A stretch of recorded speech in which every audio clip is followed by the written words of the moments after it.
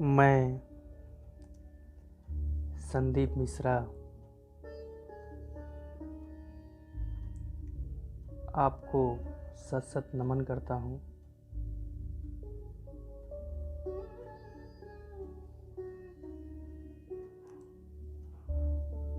आज मैं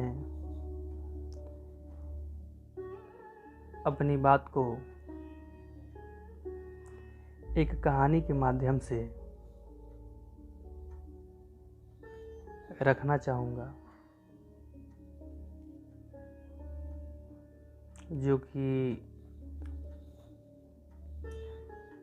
जीवन में हम कैसे चीज़ों से चूक जाते हैं और बाद में उसका ज्ञान होता है।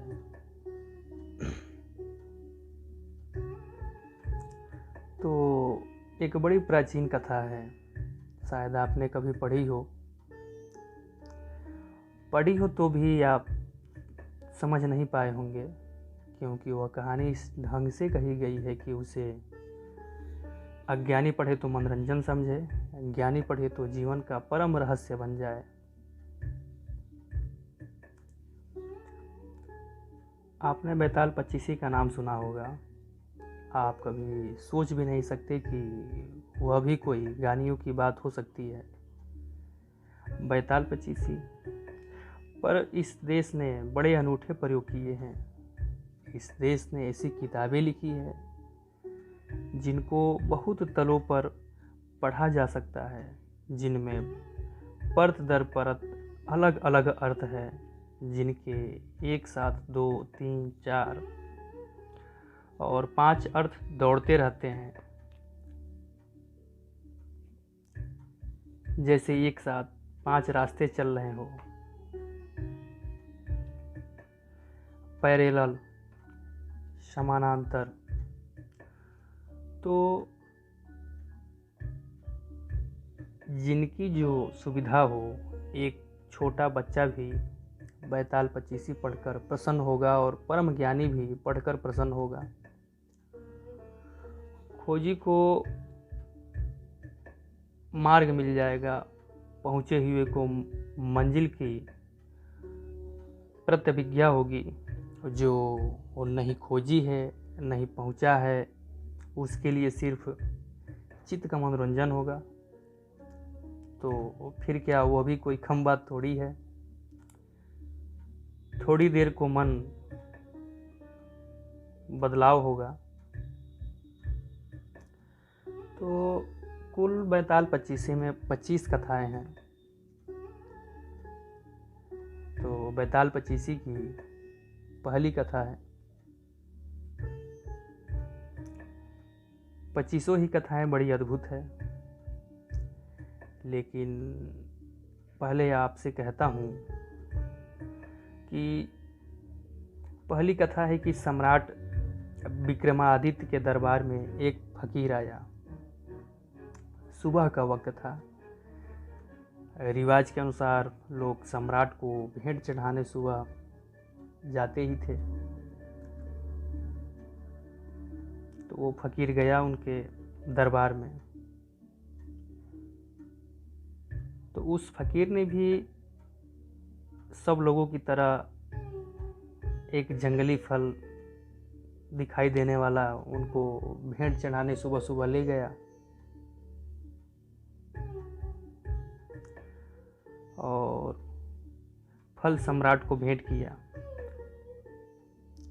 सम्राट थोड़ा मुस्कुराया भी, इस फल को भेंट करने के लिए इतने दूर से आने की क्या ज़रूरत थी, लेकिन फ़कीर है, फ़कीर के पास होगा भी क्या।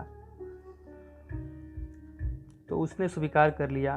पास में बैठे वजीर को देता जाता था, जो भी भेंट आती थी उसने दे दिया। यह क्रम लगभग 10 वर्षों तक चला। वह फकीर रोज सुबह आता और रोज वही उसी तरह फिर एक जंगली फल ले आता। 10 वर्ष और रोज सम्राट वजीर को फल दे देता था। न तो उसने कभी पूछा, क्योंकि सुबह सैकड़ों भेंट देने वाले लोग आते थे, फुर्सत ही नहीं थी, समय भी न था और इस फकीर से पूछने जैसा कुछ रखा भी नहीं था। पर एक दिन पास ही कि एक दिन सम्राट के पास उस दरबार में एक बंदर भी बैठा हुआ था और सम्राट ने वजीर को फल न देकर बंदर को दे दिया। बंदर ने फल खाया और उसके मुंह से एक बहुत बड़ा हीरा जो फल में छिपा था नीचे गिर गया। सम्राट तो चौंका, इतना बड़ा हीरा तो उसने देखा भी नहीं था। वजीर से कहा कि बाकी फल कहाँ हैं? वजीर ने कहा कि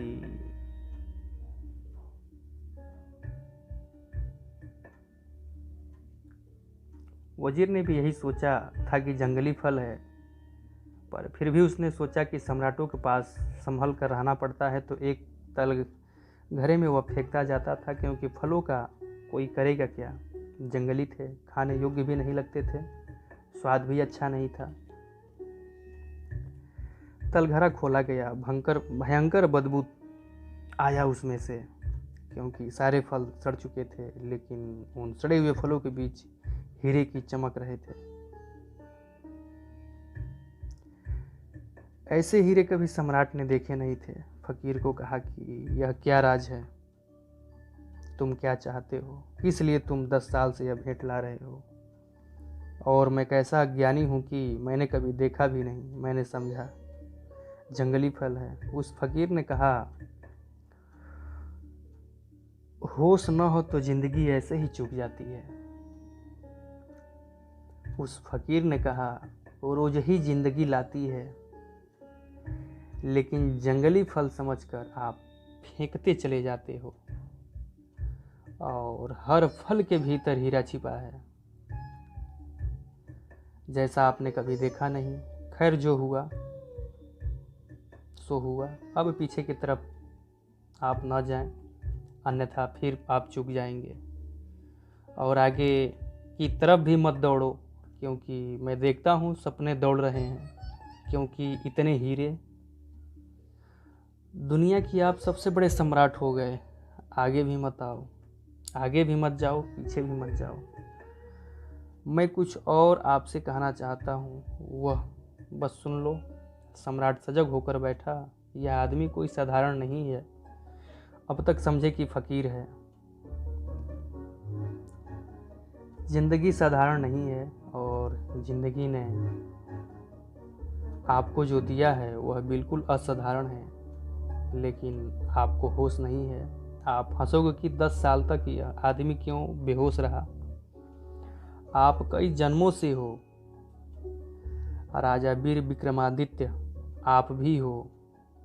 हजारों साल से आप ऐसे ही बैठे हो, और जिंदगी रोज फल दिए जा रही है।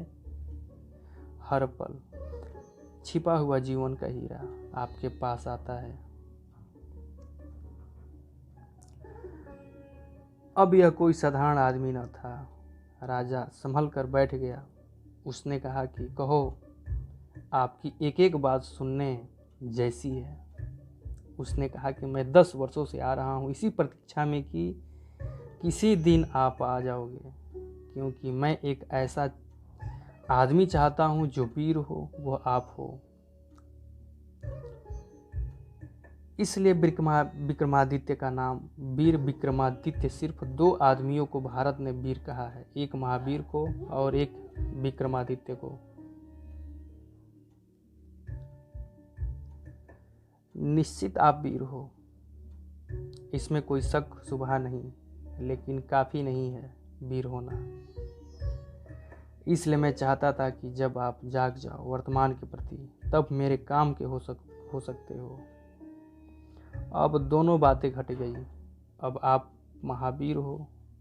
होश और साहस। मैं एक बड़े महान तंत्र के कार्य में लगा हूँ। उसमें मुझे एक ऐसे आदमी की ज़रूरत है जो बहुत वीर हो, जिसे कोई चीज़ भयभीत न कर सके, और जो होशपूर्ण हो। अगर आप तैयार हो तो आज अमावस की रात है, आप सांझ को मरघट पर पहुंच जाओ। मैं वहीं पे आपकी प्रतीक्षा करूंगा, वहीं पे आपसे मिलूंगा। वह फकीर तो चला गया। सम्राट ने कई बार सोचा भी कि इस झंझट में पढ़ना कि नहीं, लेकिन फिर वह कायरता होगी। और यह आदमी ऐसा है कि इसके साथ थोड़े दूर जाने जैसा है, पता नहीं, जैसे हम जंगल फल समझकर फेंकते रहे।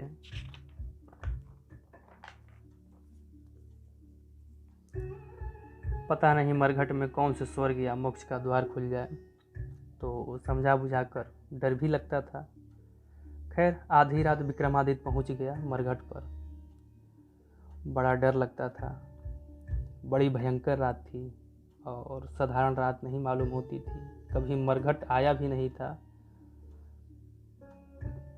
महलों में ही सदा रहता था। मरघट सिर्फ शब्द ही था। वह तांत्रिक फकीर अपना मंडल रचकर बैठा था नग्न होकर। खोपड़िया, एक जिंदा लाश, और लाश को वो काट रहा था। उसने सब इंतजाम अपना कर रखा है जो उसे करना है। सम्राट से उसने कहा, आ गए, बड़ी अच्छी बात है। यहाँ से थोड़ी दूर वह दूर दिखाई पड़ने वाला जो वृक्ष है, वहाँ एक लाश लटकी हुई है।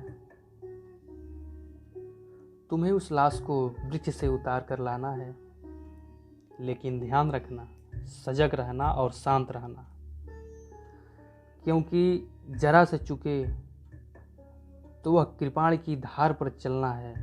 जरा चुके कि फिर मैं भी सहायता न कर सकूंगा। धड़कती छाती से विक्रमादित्य उस वृक्ष के पास पहुंचा। वहाँ बड़ा भय लगने लगा उसे, क्योंकि वहाँ कोई भी न था, बिल्कुल अकेला था। और उस बट वृक्ष में लाशें लटकी हुई थी, एक नहीं 25। बड़ी बदबू आ रही थी।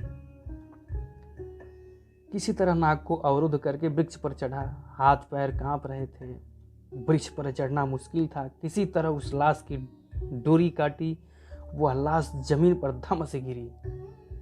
अब बल्कि न केवल गिरी, खिलखिलाकर हंसी। विक्रमादित्य के प्राण छूट गए होंगे। सोचा था मुर्दा है, यह तो जिंदा मालूम होता है, और जिंदा भी अजीब हालत में है। घबराया हुआ नीचे आया और उसने पूछा, क्यों हंसे, क्या मामला है? जैसे ही राजा ने अपने मुंह से ऐसे शब्द कहे, इतना कहना था कि लाश उड़ी, वापस जाकर उस वृक्ष से फिर लटक गई। और लाश ने कहा,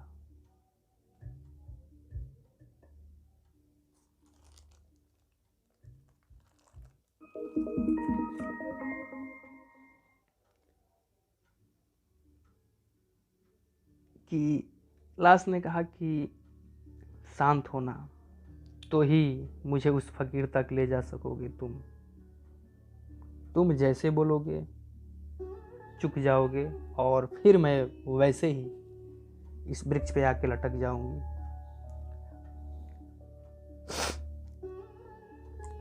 फिर राजा दोबारा लाश को काट कर नीचे लाया। बड़ा मुश्किल था चुप रहना, क्योंकि जब तक आदमी को भय लगता है तब तो वह कुछ बोलना चाहता है।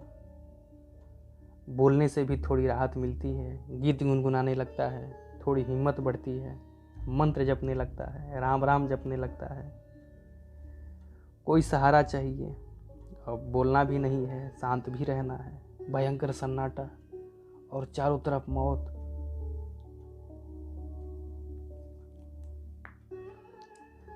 बड़ा कसकर उसने अपने आप को रोका। आदमी बहादुर था। मुर्दा नीचे फिर से काट कर गिराया। भयंकर खिलखिलाहट की आवाज आई, छाती कांप गई। नीचे उतरा, मुर्दे को कंधे पर रखा, चलने लगा। मुर्दे ने कहा कि सुनो, राह लंबी है, रात अंधेरी है, और तुम्हारा बोझ हल्का करने के लिए एक कहानी कहता हूँ। ऐसी पहली कहानी। उसने कहा कि 3 युवक थे, ब्राह्मण। अब यह विक्रमादित्य सुनना भी नहीं चाहता था, पढ़ना भी नहीं चाहता था, चक्कर में, क्योंकि जब तुम सुनो तो पता नहीं बीच में बोल उठो या कुछ हो जाए, या कम से कम सुनने में ही लग जाओ और जो तुमने संभाल कर रखा है अपने को वह चूक जाए। क्षण में चूक सकती है बात, मगर इससे नहीं कहना है कि ठीक है, क्योंकि जैसे हमने ये शब्द कहा फिर उसको उसी वृक्ष पे जाकर लटक जाना है। क्योंकि नहीं कहते हैं यह लाश उड़ जाएगी और फिर वृक्ष पर चढ़ना पड़ेगा, फिर काटो। तो वह चुप ही रहा और वह मुर्दा कहानी कहने लगा। अब मुर्दा कहानी कह रहा है। उसने कहा, एक गुरु के आश्रम में 3 युवक थे और वो तीनों युवक गुरु की लड़की के प्रेम में पड़ गए। अब कहानी में रस आने लगा। प्रेम की कहानी में किसको रस नहीं आता। विक्रमादित्य थोड़ा बेहोश होने लगा, संभाल रहा है, लेकिन उत्सुकता जग गई, जिज्ञासा कि फिर क्या हुआ। तीनों एक से थे, योग्य थे, अप्रतिम थे, प्रतिभाशाली थे। गुरु मुश्किल में था कि किसको चुने। युवती भी मुश्किल में थी कि किसको चुने। कोई उपाय न देखकर युवती ने आत्महत्या कर ली। कोई रास्ता न मिला और इन तीनों के बीच वह बड़े द्वंद्व में घिर गई और तीनों चुनने योग्य थे और मुश्किल था कि किसको छोड़े। और जानती थी जिसको छोड़ेगी वही जीवन भर पछतावे का कारण रहेगा। 2 को छोड़ना ही पड़ेगा, 3 से विवाह हो नहीं सकता। बड़ी अड़चन थी, हल कोई नहीं था।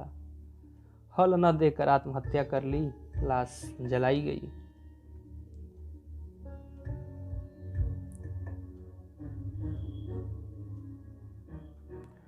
एक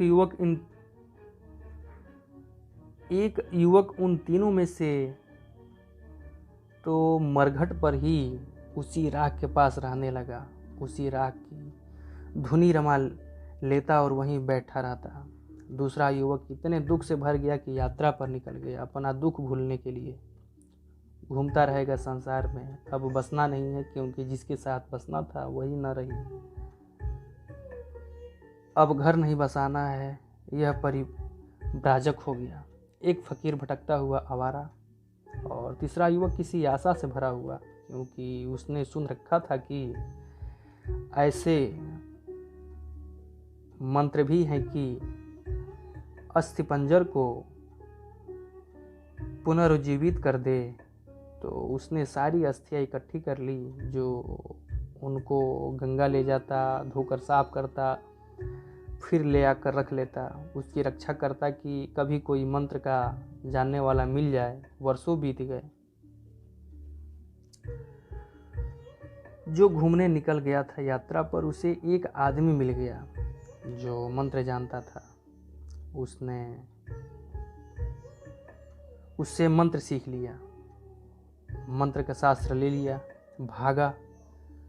अब डरा हुआ वह घबराया कि पता नहीं अब अस्थिर पंजर बचे भी होंगे, क्योंकि वे तो कभी के फेंक दिए गए होंगे। लेकिन आकर आश्वस्त हुआ, अस्थि पंजर बचाए गए थे। उसको संजो कर रखा था उसके साथी ने। उसने मंत्र पढ़ा, वह युवती पुनरुज्जीवित हो गई, पहले से भी ज़्यादा सुंदर। मंत्र शक्ति, उसकी देह स्वर्ण जैसी ताजी, जैसे कमल का फूल अभी अभी खिला हो। फिर कलह शुरू हो गई कि अब वह किसकी। अब तक सम्राट भी भूल चुका था कि वह क्या कर रहा है और यह सुनने में लग गया था जैसा आप सुनने में लग गए हो। उस मुर्दे ने पूछा कि सम्राट गौर से सुनो, क्योंकि फिर झगड़ा खड़ा हो गया। अब सवाल है कि इन तीनों में से युवती किसकी, तुम्हारा क्या ख्याल है? और अगर तुम्हारे भीतर उत्तर आ जाए और तुमने अगर उत्तर न दिया तो तुम इसी क्षण मर जाओगे। हाँ, उत्तर न आए कोई हर्जा नहीं, बड़ा मुश्किल है उत्तर का न आना। आदमी का इतना बस थोड़े ही है अपने मन पर। कोई बुद्ध पुरुष हो तो ना आए, ठीक है, सुन लिया प्रश्न, उत्तर ना आया, कोई हर्जा नहीं। विक्रमादित्य बड़ी मुश्किल में पड़ा। उत्तर तो आ रहा है। बुद्धिमान आदमी था, तर्कनिष्ठ था, समझदार था, शास्त्र पढ़े थे, तर्क साफ था। अब वह बड़ी मुश्किल में पड़ गया। मुर्दे ने कहा कि बोल, अगर उत्तर आ रहा है तो बोल, अन्यथा इसी वक्त मर जाएगा। तो उसने कहा उत्तर तो आ रहा है, इसलिए बोलना ही पड़ेगा। उत्तर मुझे यह आ रहा है कि जिसने मंत्र पढ़कर युवती को जगाया वह तो पिता तुल्य है। उसने जन्म दिया, इसलिए वह विवाह नहीं कर सकता। वह तो कट गया। उसने अस्थियां संभाली और रोज गंगा में स्नान कराया। वह पुत्र तुल्य है। कर्तव्य, सेवा, उससे शादी नहीं हो सकती। प्रेमी तो वही है जो धुनी रमाए, राख लपेटे, भूखा प्यासा मरघट पर ही बैठा रहा, न कहीं गया न कहीं आया। विवाह तो उसी से होनी चाहिए। अब जैसे ही राजा ने ये बोला, लाश छूटी। लाश जाकर वृक्ष से फिर लटक गई, क्योंकि यह आदमी बोल गया।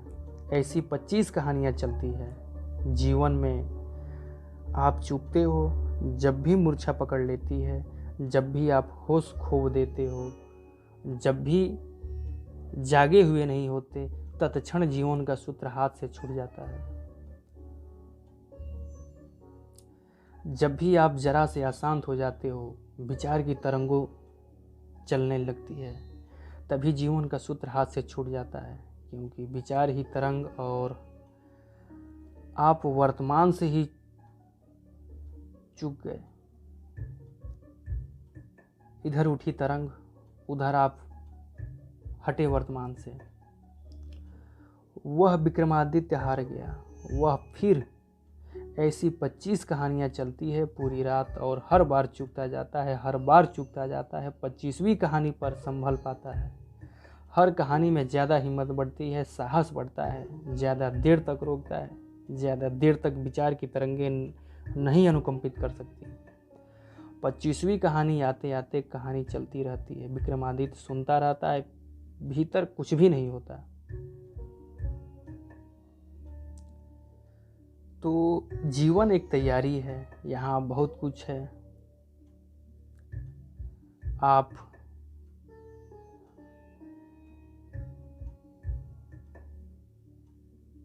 उलझा लेने को,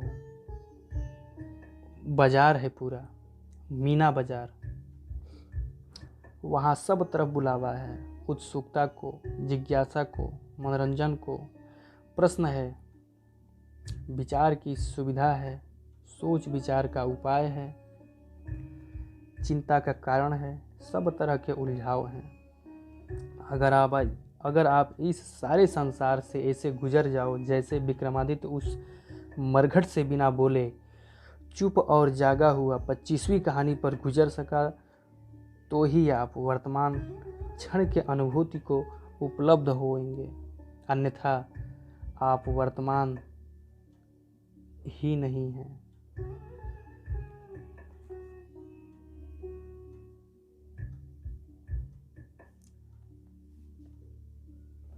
अब आप स्वयं विचार करें।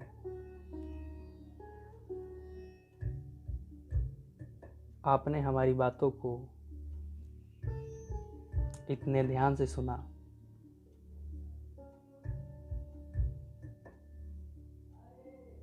जिससे मैं बहुत अनुग्रहित हूँ,